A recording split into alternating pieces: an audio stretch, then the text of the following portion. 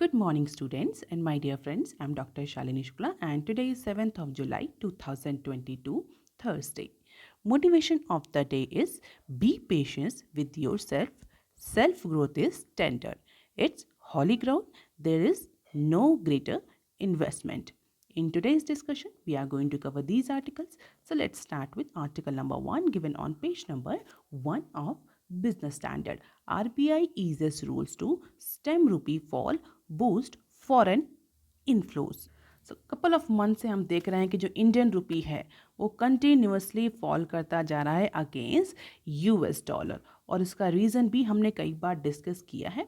और हमने ये भी डिस्कस किया है कि बार बार आरबीआई और कंटिन्यूसली आरबीआई कई बार इंटरवेंशन कर चुकी है करेंसी मार्केट में in order to control the depreciation of Indian rupee. हालांकि उसका इम्पैक्ट जो है वो बहुत ज़्यादा विजिबल नहीं है, और रिसेंटली इंडियन रुपी ने 79 का मार्क फर्स्ट टाइम क्रॉस कर लिया।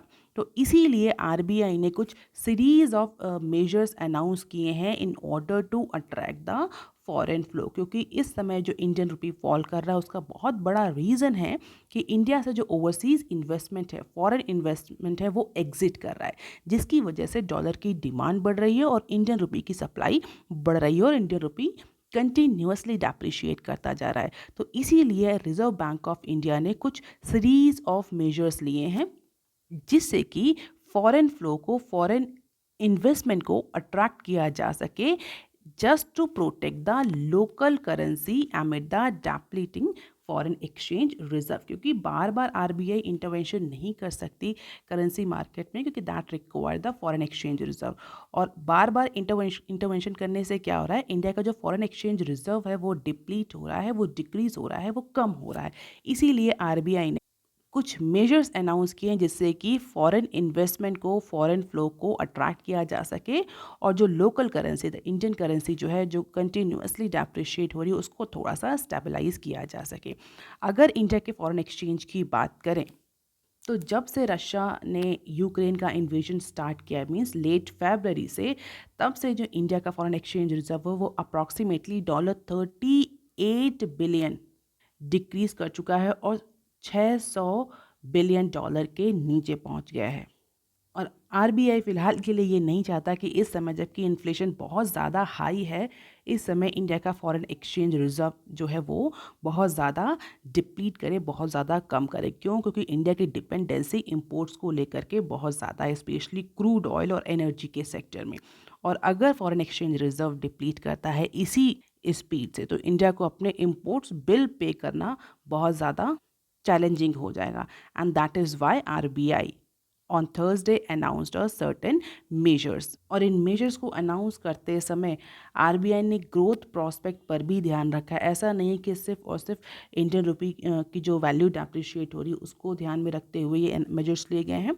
आरबीआई का ये कंटिन्यूअस फोकस रहा है कि जो इकोनॉमी है वो स्ट्रॉन्ग और रिजिलियंट बनी रहे in spite of the headwinds from the geopolitical development, जिसकी वजह से क्रूड ऑयल प्राइसेस बढ़ रहे हैं, कमोडिटीज़ के प्राइसेस बढ़ रहे हैं, सप्लाई चेन डिसरप्शन देखने को मिल रहा है, टाइटर एक्सटर्नल फाइनेंशियल कंडीशंस देखने को मिल रही हैं। इन सबको ध्यान में रखते हुए आरबीआई ने जो भी मेजर्स लिए हैं उस पर ग्रोथ प्रॉस्पेक्ट या ग्रोथ फोरकास्ट पर बहुत ज़्यादा ध्यान रखा है। और इसी को रीट्रेट भी किया है आरबीआई ने अपने रिपोर्ट में, अपने मेजर्स में कहा है कि जिस तरीके से इंडियन इकोनॉमी इस समय है in comparison to the other economies, it is on strong and resilient position. जो फंडामेंटल्स हैं वो स्ट्रॉन्ग हैं इंडियन इकोनॉमी के, in spite of the rupee depreciated by 4.1% against the US dollar during this current financial year so far। तो मतलब जुलाई से, यानी हम अगर बात करें 1 अप्रैल से लेकर के जुलाई 5 तक, अभी तक इंडियन रुपी अप्रॉक्सीमेटली 4.1% तक डेप्रिशिएट कर चुका है। और इंडिया का जो फॉरेन एक्सचेंज रिजर्व है वो अभी जून 24 के अकॉर्डिंग अप्रॉक्सीमेटली $593.3 बिलियन है। तो अब क्वेश्चन ये उठता है कि ये सब तो इंडिकेटर्स हो गए, आरबीआई ने मेजर्स क्या लिए हैं? तो these are the measures that RBI has taken more specifically to attract the foreign investment. तो कुछ रेगुलेटरी एग्जम्पशंस दिए हैं, कुछ फाइनेंशियल इंस्ट्रूमेंट्स को लेकर के रिलैक्सेशंस दिए हैं, बैंक्स को भी कुछ प्रोविजनिंग, बैंक्स को भी कुछ रिलैक्सेशन दिया है, आरबीआई ने, तो जल्दी जल्दी देख लेते हैं। जैसे कि इंक्रीमेंटल एनआरई और एफसीएनआर डिपॉजिट को एग्जाम कर दिया है सीआरआर और एसएलआर से till November 4। NRE stands for non-resident external accounts. It is basically an account with bank that is used by NRI to transfer the foreign earnings in India. तो foreign exchange या foreign currencies को India में transfer करने के लिए ये NRE account use होता है। एफसीएनआर क्या होता है? FCNR stands for Foreign Currency Non-Resident Account Bank Accounts basically. And it is basically a kind of FD. एक FD होती है, this is an FD account that is opened for depositing the income earned from overseas market. And this account is held in foreign currency. Foreign currency में ये FCNR account रखा जाता है. The account is held in foreign currency. Account available with the choice of different currencies like USD, GBP, CAD, AUD, SGD, HKD। तो different currencies में ये जो account है FD अकाउंट FCNR ये अवेलेबल होता है फॉरेन इन्वेस्टर्स को। तो इन दोनों ही अकाउंट के जो डिपॉजिट्स हैं उनको फ़िलहाल के लिए रिजर्व बैंक ऑफ इंडिया ने CRR और SLR से एग्जाम कर दिया है। कब तक के लिए? November 4 तक के लिए। और मेजर्स के लिए बैंक्स को अलाउ कर दिया है कि बैंक्स जो हैं वो NRE और FCNR जो बैंक अकाउंट्स हैं उनको रेज कर सकते हैं without reference to regulation on interest rate. So banks are allowed to raise the NRE and FCNR without giving any reference to the regulation on interest rate. इसके अलावा जो FPI foreign portfolio investment से related norms हैं, specially government bond पर जो FPI investment होता है उन नॉर्म्स को कुछ रिलैक्स कर दिया है। New G security issuances and 7 years and 14 years maturity eligible for full accessible और फुली एक्सेसिबल रूट। तो बहुत ज़्यादा डिटेल में जाने की ज़रूरत नहीं है। फिलहाल के लिए जो गवर्नमेंट बॉन्ड है, मोर स्पेसिफिकली नई गवर्नमेंट सिक्योरिटीज़ हैं 7 साल की और 14 साल की, उन पर कुछ नॉर्म्स को रिलैक्स कर दिया है जिससे कि जो फॉरेन पोर्टफोलियो इन्वेस्टर्स हैं वो ईजिली गवर्नमेंट बॉन्ड्स में इन्वेस्ट कर सकते हैं विदाउट लेस रिस्ट्रिक्शन। तो फुली एक्सेसिबल रूट के through FPI government bond 7 year या 14 ईयर के जो गवर्नमेंट बॉन्ड्स हैं उनमें इन्वेस्टमेंट कर सकते हैं। Norms eased for residual maturity for FPI investment in government and corporate debts. What is residual maturity? It is basically that time left और pending for bond maturity. अगर कोई बॉन्ड की maturity के लिए जो टाइम पेंडिंग है उसको बोलते हैं रेजिडुअल मेच्योरिटी। जैसे कि अगर कोई बॉन्ड 10 साल के लिए इशू किया गया और किसी इंडिविजुअल ने उसे खरीदा है तो आफ्टर 2 years, पहले साल उसे खरीदा, उसके बाद 2 साल निकलने के बाद जो 8 years होंगे that will be the residual maturity period for that bond. So norms has been eased for residual maturity of FPI investment in government and corporate debts. Apart from it ECB external commercial borrowing limit under the automatic route has been increased। external commercial borrowings मतलब जो corporates हैं, बड़ी बड़ी companies हैं जो external market से, international market से जब पैसा उठाते हैं, बोरोइंग्स करते हैं, उसको हम शॉर्ट फॉर्म में ECB बोलते हैं। बहुत सिंप्लीफाइड फॉर्म में मैंने आपको समझाया, we are not going into technical details of this ECB। तो जो ऑटोमेटिक रूट के थ्रू कॉरपोरेट्स, बड़ी बड़ी कंपनी इंटरनेशनल मार्केट से पैसा उठाती हैं उस पर कुछ लिमिट होती है, कुछ कैप होती है, कुछ अमाउंट तक ही उठा सकती हैं। उसी लिमिट को RBI ने एक्सटेंड कर दिया। अब पहले की लिमिट क्या थी? $750 million, उसको बढ़ा करके $1.5 billion कर दिया है। All in cost ceiling raise by 100 BPS। तो ये कुछ मेजर्स लिए हैं और अगर आप देखें तो इन सारे ही मेजर से इंडिया में फिलहाल के लिए जो शॉर्ट टर्म इन्वेस्टमेंट है, जिसको हम FPI या FIIs या ओवरसीज इन्वेस्टमेंट भी बोलते हैं, वो इम्प्रूव होगा और जिससे कि जो इंडियन रुपी है उसका थोड़ा सा जो डेप्रिसिएशन है वो स्टेबलाइज होगा। क्यों? क्योंकि डेफिनेटली USD का जो इनफ्लो है वो बढ़ेगा और अदर फॉरेन करेंसीज का इनफ्लो बढ़ेगा, जिसकी वजह से जो इंडियन रुपी कंटिन्यूसली डेप्रिशिएट कर रहा है, डिवैल्यूएट कर रहा है, वो स्टेबलाइज हो सकता है। These are the currencies against dollar and India's foreign exchange reserve since December 31, 2021 to June 24, 2022। हम देख सकते हैं कंटिन्यूसली डिक्रीज कर रहा है। 633 से गिर करके $593 बिलियन तक आ चुका है इंडिया का foreign exchange reserve, just because of the depreciating Indian currency and these are the other Asian currency against the dollar. ऐसा नहीं कि सिर्फ इंडियन रुपी ही है जो ख़राब परफॉर्मेंस दे रहा है, इससे और भी ऐसी करेंसीज हैं जो कि इंडिया से भी वर्स कंडीशन में, इंडिया से भी ख़राब कंडीशन में, चाहे वो चाइनीज़ रेनमिबिन हो, यूरो हो, ब्रिटिश पाउंड हो, जापानीज़ येन हो, साउथ अफ्रीकन पाउंड हो, टर्किश लीरा हो, सबकी परफॉर्मेंस डॉलर के अगेंस्ट डेप्रिशिएट हो रही है। अब इसी के साथ एक और न्यूज़ को भी हम कवर करेंगे। Bond yield slide 10 BPS on falling crude oil prices. ये जो न्यूज़ है ये पेज नंबर 6 पर दी हुई है। इसमें बेसिकली ये बताया गया है कि क्रूड ऑयल प्राइसेस के बढ़ने की वजह से, जो कि कंटिन्यूसली बढ़ रहा है because of the Russia Ukraine crisis, other geopolitical reasons, उसका इम्पैक्ट हमें हमारे इंडियन रुपी पर भी पड़ रहा है और बॉन्ड डील, जो गवर्नमेंट की बॉन्ड डील है, उस पर भी पड़ रहा है। क्रूड ऑयल प्राइस के बढ़ने की वजह से वेडनेसडे को जो गवर्नमेंट बॉन्ड प्राइस हैं वो सर्च कर गए, प्राइस सर्च हुआ, जिसकी वजह से जो यील्ड थी वो 10 BPS तक गिर गई। स्पेशली 10 साल के बॉन्ड, जिसको हम बेंचमार्क बॉन्ड गवर्नमेंट बॉन्ड बोलते हैं, जिसके बेसिस पर इंटरेस्ट रेट हमारी इकोनॉमी में डिसाइड होता है, उसमें क्रूड ऑयल प्राइस इंक्रीज की वजह से बॉन्ड्स के प्राइस में इंक्रीज देखने को मिला, जिसकी वजह से जो 10 साल के बॉन्ड्स थे, बेंचमार्क पेपर्स थे, उनकी यील्ड अप्रॉक्सीमेटली 10 BPS तक पहुंच गई। And reserve bank of India is still adopting a less aggressive path for rate hike, क्योंकि बहुत ज़्यादा रेट इंक्रीज RBI नहीं कर सकती, because this will make the borrowing costly for government as well.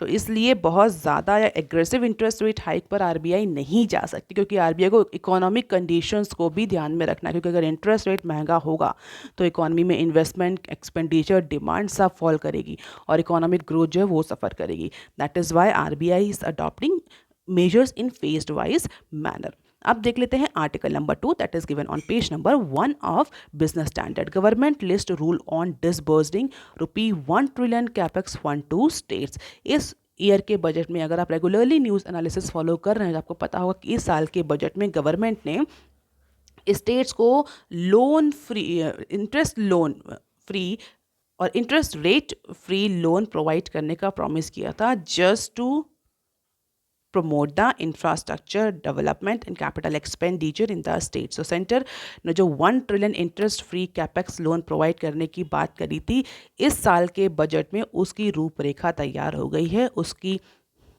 Policy और प्रोसीजर तैयार हो गई, जैसे कि स्टेट्स को 7 हेड्स के अंदर ये जो इंटरेस्ट फ्री कैपेक्स लोन है ये प्रोवाइड किया जाएगा। कौन कौन से 7 हेड्स हैं? गति शक्ति स्कीम के तहत स्टेट्स को लोन दिया जा सकता है। Funding for PM Gram Sadak Yojana, incentivising digitalisation, laying the optical fibre cable network, urban reforms, disinvestment and monetisation. तो ये सारे हेड्स हैं जिसके तहत स्टेट्स चाहें तो interest free loan central government से ले सकते हैं। अप्रॉक्सीमेटली 1 ट्रिलियन की लिमिट गवर्नमेंट ने, या 1 ट्रिलियन का अमाउंट गवर्नमेंट ने सेंक्शन किया है। इसके अलावा 80,000 करोड़ जो हैं वो भी एलोकेट किए जाएंगे स्टेट्स को in proportion with their shares in central tax and duty according to the 15th finance commission. तो 80,000 करोड़ का भी डिसबर्समेंट होगा। बेसिकली ये डिसबर्समेंट क्या है? ये डिस्ट्रीब्यूशन होगा सेंट्रल टैक्स और ड्यूटीज़ का बिटवीन सेंटर और states on the basis of their share in to total tax and duties, especially for those projects, especially infrastructure construction projects chosen by them। और जो 20,000 करोड़ हैं, जो 20,000 करोड़ रिमेनिंग 1 ट्रिलियन में 20,000 करोड़ हैं, वो स्पेसिफिक पर्पस के लिए ग्रांट किए जा सकते हैं डिफरेंट स्टेट्स को। तो एलोकेशन भी गवर्नमेंट ने डिसाइड करा कि 7 हेड्स में दिया जाएगा। 80,000 करोड़ सेंट्रल टैक्स और ड्यूटीज़ में जिस तरह से शेयर है स्टेट्स का उसके अकॉर्डिंग डिसबर्स होंगे, और जो बचे हुए 20,000 करोड़ हैं वो हर स्टेट की स्पेसिफिक नीड के अकॉर्डिंग डिस्ट्रीब्यूट होंगे। तो स्टेट्स इन 7 हेड्स के अंदर इस डिस्ट्रीब्यूशन के अकॉर्डिंग सेंट्रल गवर्नमेंट से इंटरेस्ट फ्री लोन ले सकते हैं। फॉर एग्जाम्पल, अगर 80,000 करोड़ में बात करें तो यूपी का जो शेयर है वो 17.9% का है in the devolution of the taxes. तो उसी के अकॉर्डिंग 17.9% अप्रॉक्सीमेटली रिसीव करेगी UP government from this 80K crore. और अगर मिज़ोरम की बात करें, मिज़ोरम छोटा सा स्टेट है तो उसका जो शेयर है वो 0.5% का है। सो उसी के अकॉर्डिंग उसको 400 करोड़ का, मैक्सिमम 400 करोड़ का अमाउंट जो है वो सेंक्शन हो सकता है अंडर प्रोवाइडेड 7 हेड्स। तो फिलहाल के लिए सेंट्रल गवर्नमेंट ने पूरी गाइडलाइंस इशू कर दी हैं और स्टेट्स को बोला है कि वो चाहें तो अपनी नीड के अकॉर्डिंग, अपने डिवोल्यूशन ऑफ टैक्स में परसेंटेज के अकॉर्डिंग, शेयर के अकॉर्डिंग सेंटर से वो लोन ले सकते हैं. So this is the disbursement plan by the central government for the states as per the 15th financial commission formula. और ये हैं हमारे 7 हेड्स. तो एफसी और इन 7 हेड्स के अकॉर्डिंग गवर्नमेंट जो है वो 1 ट्रिलियन का लोन सेंक्शन करेगी. And these are the implementing authority. जो 80,000 करोड़ का है उसको department of expenditure, PM Gati DPIIT, Gram Sadak Yojana ministry of rural development, incentives for digitalisation MeitY, optical fibre telecom, urban reforms ministry of housing and urban affairs, investment disinvestment and monetisation ministry of finance. तो 80,000 और 20,000 का devolution government ने कर दिया. 80,000 FC के according and remaining as per the specific need. अब देख लेते हैं article number 3 that is given on page number 4 of business standard. Gati Shakti portal may be put in public domain. कई बार हम डिस्कस कर चुके हैं कि ये गति शक्ति क्या है, और आज की न्यूज़ को समझने के लिए जल्दी से रिवाइज कर लेते हैं कि व्हाट इज दिस गति शक्ति पोर्टल और गति Shakti scheme is all about. Recently government ने गति शक्ति स्कीम अनाउंस करी थी, या इसको ऐसे भी बोला जाता है national master plan for multi modal connectivity. तो ये बेसिकली इंफ्रास्ट्रक्चर और कंस्ट्रक्शन सेक्टर के लिए स्कीम लॉन्च करी गई थी. It is just like a master और national master plan for all type of infrastructure and construction related projects in order to improve the multimodal connectivity improve करने के लिए ये गति शक्ति स्कीम गवर्नमेंट ने लॉन्च करी थी. सो गति शक्ति स्कीम और national master plan for multi modal connectivity with the aim of coordinated planning in order to have the better planning with the aim of coordinated planning and execution of infrastructure projects to bring down the logistic cost, to improve the efficiency, to improve the ease of doing business. So one of the basic aim of this scheme is to ensure the integrated planning and implementation of all infrastructure projects in upcoming next 4 years. तो 4 years में जितने आने वाले जितने भी infrastructure construction related projects हैं उनको integrated form में प्लान किया जाए, एग्जीक्यूट किया जाए, जिससे कि मल्टी मोडल कनेक्टिविटी इंप्रूव हो और लॉजिस्टिक कॉस्ट जो है वो रिड्यूस हो. जो बिजनेस ऑर्गेनाइजेशंस हैं उनकी ईज ऑफ डूइंग बिजनेस जो है वो इंप्रूव हो. So to ensure the integrated planning and implementation of the infrastructure projects in next 4 years while focus on expediting work on the ground, saving cost as well as creating the jobs. और यही गति Shakti scheme जो India की पहले की scheme थी that is national infra pipeline NIP, जो approximately 100 lakh crore की स्कीम थी, उसको सब्ज्यूम कर लिया है इसने, जो 2019 में लॉन्च हुई थी. And definitely, beside cutting the logistic costs, this scheme is also aimed at increasing the cargo handling capacity and reducing the turnaround time at airport to boost the international trade as well. और इसके अंदर कई सारे industrial corridor, approximately 11 industrial corridors develop किए जाएंगे, 2 defence corridor develop किए जाएंगे, जो कि एक तमिलनाडु में होगा और एक यूपी में होगा. Apart from it, this Gati Shakti scheme will also improve the 5G or 4G connectivity to all village. Apart from it, this will also focus on gas pipeline development. 17,000 kilometre की gas pipeline development, gas pipeline network का भी plan इस गति शक्ति के अंदर किया गया है. And definitely it will help in fulfilling the ambitious target that has been set by government for financial year 24, including the expanding length of national highways NH to 2 lakhs kilometer, creation of approximately 200 new airports and helipads and water air drones. तो इस तरह के जितने भी infrastructure related project हैं इनको integrated manner में इस गति शक्ति स्कीम में इम्प्लीमेंट किया जाएगा, प्लान किया जाएगा. डेफिनेटली जो long standing issues are related to planning, related to standardizations, related to clearance, timely creation and utilisation of the infrastructure capacity, वो सारे इश्यूज इसमें टैकल किए जाएंगे। और इसी के लिए एक डिजिटल प्लेटफॉर्म भी तैयार किया है जिसको हम ये बोलते हैं गति शक्ति डिजिटल प्लेटफॉर्म। तो it is basically an umbrella platform through which the infrastructure projects can be planned and implemented in an efficacious manner by the way of coordinating between the various ministries, departments as well as the organizations on real time basis। तो उसी गति Shakti portal की या गति शक्ति digital platform की यहाँ पर बात हो रही है।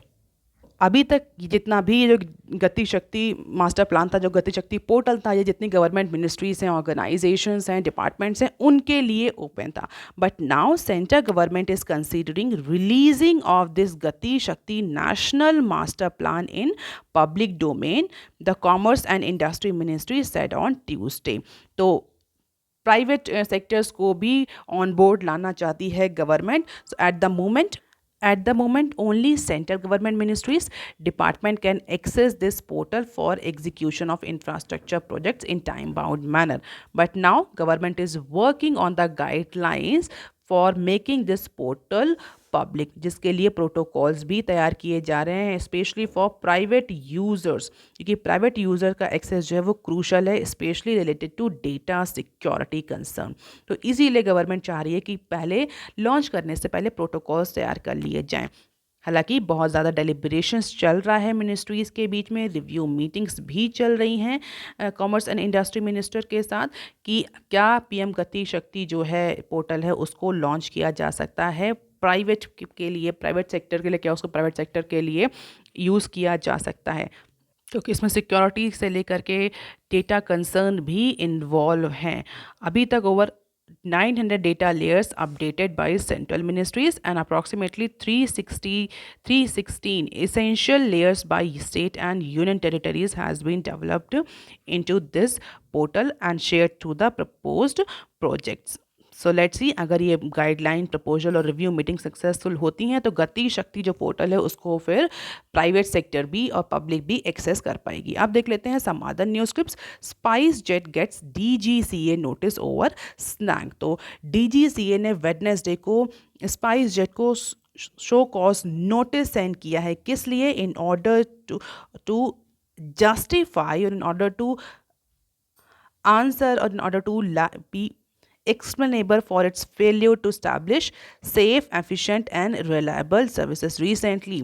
सिर्फ स्पाइस जेट्स के साथ ही नहीं, बहुत सारे कुछ अदर जो एयर कैरियर्स हैं उनकी फ़्लाइट्स में, उनके जेट्स में कुछ प्रॉब्लम होने के कारण उन्हें इमीडिएटली टेक ऑफ के बाद लैंड करना पड़ा on a very same location. और स्पाइस जेट के साथ ही कई बार हुआ है, जिसको लेकर के director general of civil aviation DGCA ने स्पाइस जेट को शो कॉज नोटिस सेंड किया है और उसमें पूछा है कि why SpiceJet is not able to provide the safe, efficient and reliable services. So SpiceJet has denied any violation on its part and said it's committed to safe operation।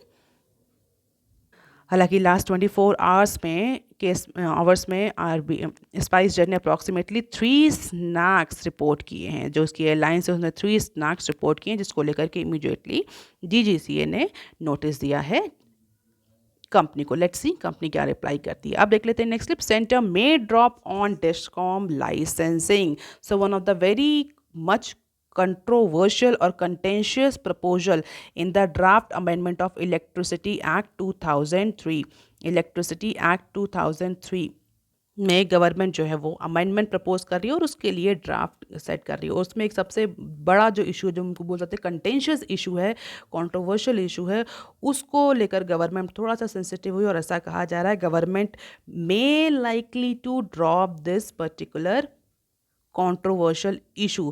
This comes at a Union Ministry of Power prepares to table a bill in upcoming monsoon session of the Parliament। जो electricity act 2003 है उसमें बहुत सारे amendments किए जाने, क्योंकि discoms और जेनकॉम्स की जिस तरीके से हालत चल रही है, फाइनेंशियल कंडीशंस चल रही है, उसको देख करके अमेंडमेंट्स रिक्वायर था और अमेंडमेंट गवर्नमेंट तैयार करे। बट अमेंडमेंट को में कुछ एस्पेक्ट्स को लेकर के, कुछ इश्यूज़ को लेकर के बहुत ज़्यादा कॉन्ट्रोवर्सीज थी, जिसमें सबसे बड़ा जो था इशू था वो डिस्कॉम की डी लाइसेंसिंग को लेकर के था। The amendment pertains to delicensing of power distribution that would have pave the way for any company to supply electricity in that area after the necessary regulatory approval। और इसी को लेकर के जो डिस्कॉम्स थी वो बहुत ज़्यादा हो हल्ला कर रही थी। उनका कहता है अगर एनी को आप अलाउ करेंगे तो मल्टी सर्विस प्रोवाइडर होंगे एक एरिया में। तो गवर्नमेंट का ने क्लियर किया कि गवर्नमेंट का जो प्रपोजल है वो यही है कि किसी एक पर्टिकुलर एरिया में मल्टीपल इलेक्ट्रिसिटी सप्लायर हो, कोई एक मोनोपोली ना हो, जिससे लेकर के कंज्यूमर के पास चॉइसेस हैं हो। Apart from it competition improve हो और एफिशिएंसी भी इंप्रूव हो डिस्ट्रीब्यूशन के इलेक्ट्रिसिटी डिस्ट्रीब्यूशन की फील्ड में, जो कि अभी तक नहीं है। Discoms are suffering from lot of financial as well as administration related issues, जिसकी वजह से उनके बिजनेस जो है वो बहुत ज़्यादा इम्पैक्ट करते हैं, उन पर बहुत ज़्यादा लाइबिलिटीज़ हैं, ड्यूज़ हैं। और गवर्नमेंट कई बार बहुत सारे प्रपोजल्स ला चुकी है, स्कीम ला भी चुकी है in order to revive these discoms, पर बहुत ज़्यादा इम्पैक्ट उसका विजिबल नहीं था। और अब इस प्रपोजल में जो अमेंडमेंट ड्राफ्ट है, इसमें फिलहाल के लिए सेंट्रल गवर्नमेंट प्रपोज कर दी कि एक एरिया में कई सारी कंपनीज को इलेक्ट्रिसिटी सप्लाई करने का लाइसेंस दिया जाए, जिससे कि जो मोनोपोली है, एफिशिएंसी है, इनएफिशिएंसी है, वो सब रिमूव हो सके। It may bring back the content carrier separation method of private investment. Apart from it different penalties, cross border power trading को लेकर के कई सारे अमेंडमेंट किए गए। हालांकि जो मोस्ट कॉन्ट्रोवर्शियल था वो डी लाइसेंसिंग को लेकर के था, क्योंकि अगर पर्टिकुलर एरिया में कोई डिस्कॉम सर्विस प्रोवाइड नहीं कर रही तो उसकी इमीडिएटली डी लाइसेंसिंग कर दी जाएगी और किसी अदर कंपनी को उस एरिया में पावर सप्लाई करने के लिए चूज़ किया जाएगा या प्रपोजल दिया जाएगा आफ्टर नेसेसरी रेगुलेटरी अप्रूवल। इसके अलावा cross border trade of electricity को लेकर के भी कुछ कंट्रोवर्सी थी। जो टैरिफ अडॉप्शन था, जो उसमें भी कुछ इश्यूज थे, उसको भी ऐसा कहा जा रहा है कि probably centre may drop this proposal of delicensing and cross border trade of electricity. अब देख लेते हैं next clip. Centre may grant bank licence to PSBs to enable privatization. So, amendment by the center to enable privatization of two public sector banks may provide them a bank license after government give up the majority shareholding in these lenders. तो दो public sector banks को government privatisation के लिए okay कर सकती है as per the proposed banking laws amendment bill. तो जैसे कि डिस्कॉम या इलेक्ट्रिसिटी एक्ट 2003 में अमेंडमेंट हो रहे हैं, इसी तरीके से banking companies acquisition and transfer of undertaking act में भी गवर्नमेंट अमेंडमेंट कर रही है for ensuring the privatisation, for enabling the privatisation of two PSBs will require granting them a banking license, said an official। क्योंकि इन दोनों ही PSBs में government अपना जो मेजॉरिटी शेयर है उसको सेल करने जा रही है। और इसकी सेलिंग के बाद जनरली होता क्या है, जब कोई भी बैंक नेशनलाइज होता है तो the banks were allowed to continue with the banking operation as per the recent law, bringing down the government shareholding in any bank below 51% may require them granting a banking license। तो दो public sector banks को banking licence दिया जा रहा है, जैसे कि government का जो मेजॉरिटी शेयर होल्डिंग से 51% की उसको रिड्यूस किया जा सके और गवर्नमेंट जो बेसिकली बैंक्स के प्राइवेटाइजेशन करना चाह रही उसके लिए रास्ता ओपन हो सके। क्योंकि अगर हम बैंक नेशनलाइजेशन एक्ट की बात करें, बहुत ज़्यादा डिटेल में जाने की ज़रूरत नहीं है, बैंक नेशनलाइजेशन एक्ट की बात करें तो बैंक नेशनलाइजेशन एक्ट के तहत ऐसे सारे बैंक्स जो जिनका नेशनलाइजेशन हुआ था उनको बैंकिंग करने के लिए, बैंकिंग सर्विसेज प्रोवाइड करने के लिए किसी भी तरह के लाइसेंस की ज़रूरत नहीं थी। अब चूँकि गवर्नमेंट दो पब्लिक सेक्टर बैंक्स को प्राइवेटाइज कर रही है, उसमें से अपना मेजॉरिटी शेयर खींच रही है, तो डेफिनेटली उन दोनों बैंक्स को अगर बैंकिंग सर्विसेज करनी है तो उसके लिए उन्हें बैंकिंग लाइसेंस लेना पड़ेगा। और इसी के लिए गवर्नमेंट जो है वो कुछ अमेंडमेंट प्रपोज कर रही है banking companies acquisition and transfer of undertaking act, जिससे कि जो प्राइवेटाइजेशन है दो PSBs का वो इंश्योर हो सके, उसके लिए रास्ता खुल सके। अब देख लेते हैं next clip. Government reduce gaps for कोविड-19 प्रिकॉशनरी डोजेस टू 6 मंथ। तो फाइनली गवर्नमेंट ने प्रिकॉशनरी डोज के बीच में जो 9 मंथ का गैप था उसको रिड्यूस करके 6 मंथ कर दिया है on the recommendation of national technical advisory group on immunisation NTAGI की रिकमेंडेशन में ये जो गैप है 9 महीने का, इसको रिड्यूस करके 6 महीने कर दिया गया है। इसके बहुत सारे रीजंस हो सके। अगर हम रीजंस डिस्कस करें तो कुछ रिसर्च रिपोर्ट्स ने ये भी बताया है कि जिस तरीके से नए वायरस आ रहे हैं, अभी रिसेंटली एक नया वायरस डायग्नोस हुआ है, तो उस वायरस के लिए जो मिक्स्ड वैक्सीन है या जो प्रिकॉशनरी डोज है वो एफिशिएंट प्रूफ हो रही है, इफेक्टिव प्रूफ हो रही है, ये भी रीज़न हो सकता है। दूसरा रीज़न ये भी है कि जिस तरीके से जो कंपनीज़ हैं, स्पेशली फार्मास्यूटिकल कंपनीज़ हैं, उनके पास जो एक्सेस डोजेस बची हुई हैं कोविड-19 की, जिन्होंने ह्यूज अमाउंट में कोविड-19 की डोजेस प्रोड्यूस करी थी, उसके यूटिलाइजेशन के लिए भी ये डिसीजन लिया जा सकता है। अपार्ट फ्रॉम इट, जो कवरेज है इम्यूनाइजेशन का, उसको भी इम्प्रूव करने के लिए गवर्नमेंट ये डिसीजन ले सकती है। तो ये बहुत सारे रीज़न हो सकते हैं इस रिडक्शन के, लेकिन फिलहाल के लिए प्रिकॉशनरी डोज का जो 9 मंथ का गैप था उसको रिड्यूस करके 6 मंथ कर दिया गया है। अब देख लेते हैं next clip. Housing sales in June at 9-year high in top 8 cities. Pandemic के ड्यूरेशन में केवल एविएशन या अदर सेक्टर ही इम्पैक्ट नहीं हुए थे। अगर रियल स्टेट की बात करें तो रियल स्टेट में भी बहुत ज़्यादा इम्पैक्ट देखने को मिला था। जो हाउसिंग प्रॉपर्टीज़ हैं वो बहुत ज़्यादा डाउन हुई थी और एक रिसेशन सी विंड सी चल रही थी। बट एज ऑफ नाउ, अगर अब इस समय जो टॉप 8 शहर हैं, टॉप 8 सिटीज़ हैं इंडिया के, अहमदाबाद, बेंगलोर, मुंबई, कोलकाता, पुणे, हैदराबाद, चेन्नई, अगर उनको देखें तो उनमें फ़िलहाल के जो हाउसिंग सेल है, जो घर बेसिकली जो हाउसिंग सेल है, वो रेजिडेंशियल यूनिट्स की जो सेल है वो अपने 9 साल के सबसे हाईएस्ट पॉइंट पर पहुंच चुकी है from January to June months. So, sale of residential unit in India during the first half of this calendar year from January to June hit a 9-year high in top 8 cities. और किसने बताया? ये एक Knight Frank, एक India एक का नाम की एक कंपनी है, उसने ये सर्वे किया है। The previous hike in the first of the calendar year was recorded in financial year 2013। इससे पहले 2013 में इतनी सेल देखने को मिली थी इन टॉप 8 सिटीज़ में। तो ये डेटा कहीं ना कहीं इंडिकेट कर रहा है कि just like other sector, real estate ने भी इम्प्रूवमेंट स्टार्ट कर दिया है, उसमें भी प्रॉपर्टीज़ जो है वो सेल आउट होने लगी हैं। So that is all for today students. If you want lecture PDF, you can join my Telegram channel. You can also follow me on other social media platforms. If you have any query and suggestion, you can write on comment section below. Please like, share and subscribe. Thank you. Have a nice day.